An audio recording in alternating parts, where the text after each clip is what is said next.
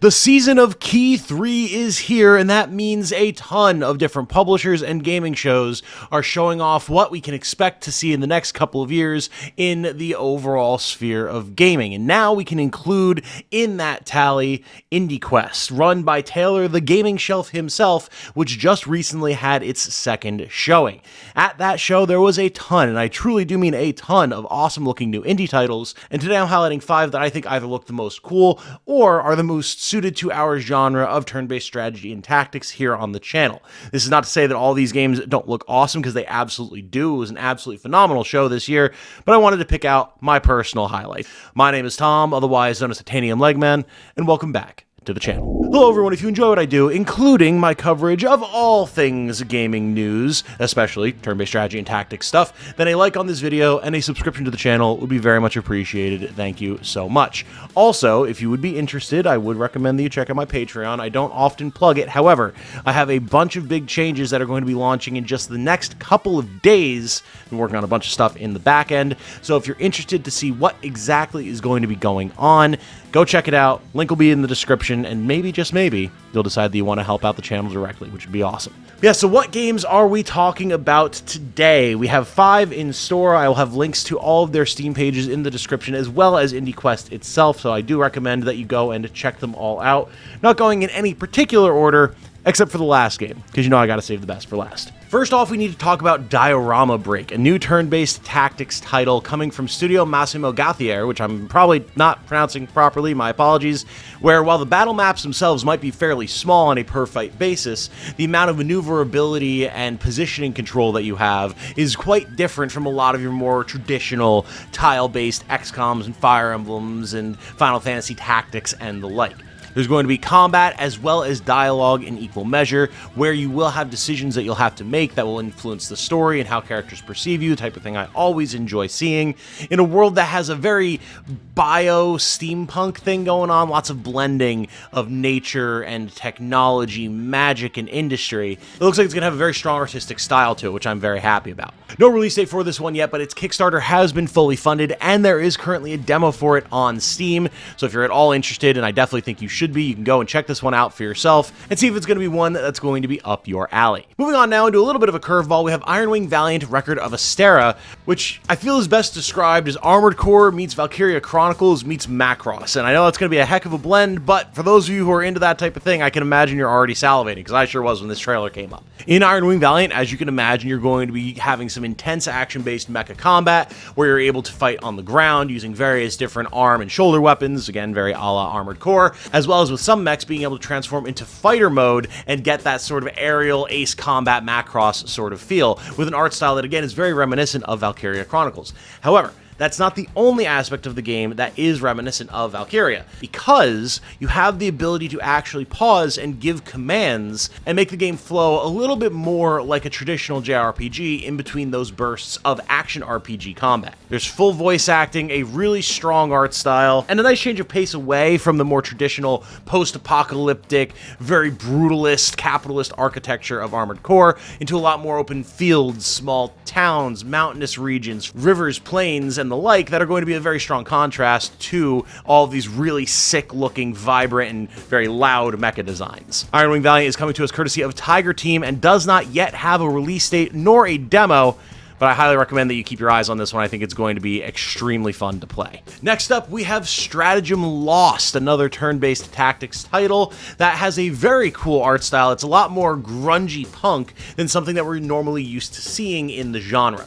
This is one that I've actually had my eye on for quite a long time. It comes to us courtesy of Hybrid Fiction Games, and I've been intending to do a full deep dive on it, but I just haven't had the time yet. For now, though, think of this as kind of a combination of a turn-based tactics title, Darkest Dungeon, and some of your more traditional JRPG tropes with a very sketchy comic book sort of style to it, while still having mechanics that are functionally similar enough to anything else in the genre that those who are familiar with it should feel pretty comfortable getting in. If you're looking for something rowdy, wild, and a little bit more modern in its setting while still having the tactics gameplay that we all love, Strategim Lost is absolutely one that you should be looking into, and again, look for my deep dive on it very, very soon. Moving on to our 4th game in this list of 5, we have another little bit of a curveball for for you with Thermocline. Any of you who are familiar with Fear and Hunger should feel right at home here. Coming to us courtesy of developer Descent Treatment and publisher Semicolon, Thermocline is a survival horror turn-based title that should aesthetically and thematically feel fairly similar to games like Fear and Hunger.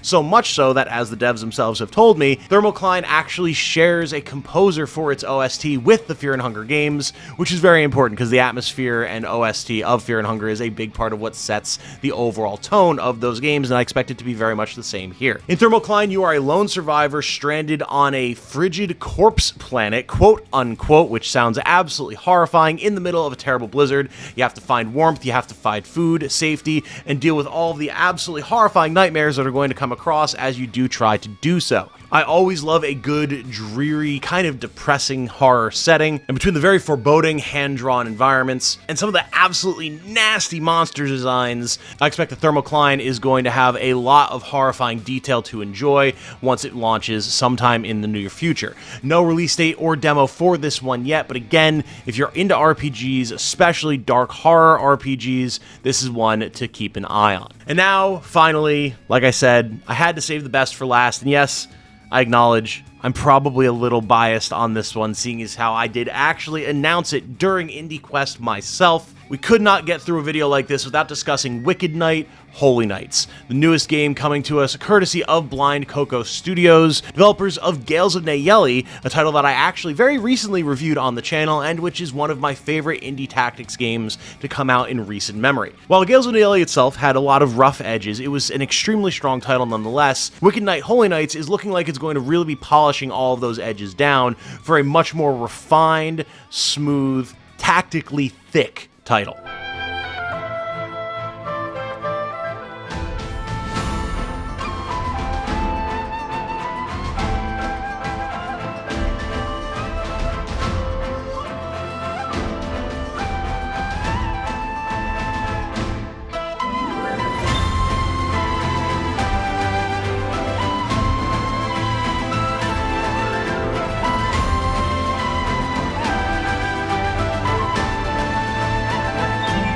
Taking heavy inspiration from the native peoples of Canada, as well as classic fantasy settings such as D&D and of course Fire Emblem, there's a ton of variety of characters, classes, weapons, and skills that we've never really seen in the genre before, alongside all of the classics that you would hope to see. And in particular, there's a major focus on new, interesting types of units now. From centaur knights to fish people pirates, humanoid bats and harpies, slime girls, axe-wielding barbarians, classic fantasy knights, and a whole lot more. There's a ton of different potential characterization and class building to make each run feel very distinct. And I feel confident in saying that because it was already the case with Gales of Nayeli, and it looks like Wicked Knight Holy Knights is going to be amping that up significantly. Combine that with the fact that there's actually been some announced guest characters from other turn-based tactic indie titles, and the fact that day one the game was already fully funded on Kickstarter and is quickly blowing through all of its stretch goals, this one is shaping up to be an extremely strong new entry in the genre. It won't be out for a couple of years and there's no demo yet, but I would expect that there will be one sometime in the near future. If you enjoy a deep tactics title where you can make pretty much whatever build you could possibly think of happen,